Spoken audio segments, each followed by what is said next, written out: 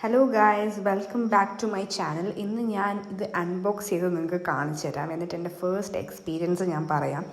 ഞാൻ ആക്ച്വലി ഈ സിനോറ ബ്രാൻഡ് എടുക്കാൻ വേണ്ടിയിട്ടുള്ള കാരണം എന്താണെന്ന് വെച്ചാൽ, നമ്മൾ ഫസ്റ്റ് ഇത് എടുക്കുമ്പോൾ ഏതൊരു ബ്രാൻഡായാലും ഞാൻ എല്ലാത്തിൻ്റെയും ഡിസ്ക്രിപ്ഷൻ വായിച്ച് നോക്കിയിട്ടാണ് ഈ ബ്രാൻഡിൽ അവസാനം എത്തിയത്. ബിക്കോസ് ഫസ്റ്റ് നമ്മളുടെ വജീനൽ കനാലിൻ്റെ ലെങ്ത് അറിയണം.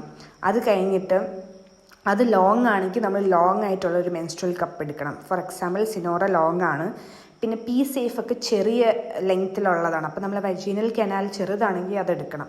അപ്പോൾ അതായിരിക്കും ഫിറ്റ് ചെയ്യുക കൂടുതൽ നന്നായിട്ട്.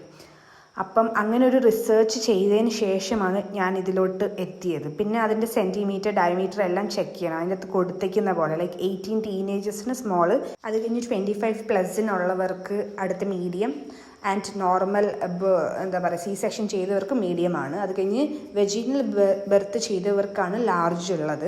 അപ്പോൾ അതനുസരിച്ച് നമ്മളെ ഫ്ലോ അനുസരിച്ച് നമ്മൾ ചൂസ് ചെയ്യാം. അത് കഴിഞ്ഞ് ഞാൻ യൂസ് ചെയ്തപ്പോൾ ഫസ്റ്റ് ടൈം നല്ല ടെൻഷൻ ഉണ്ടായിരുന്നു.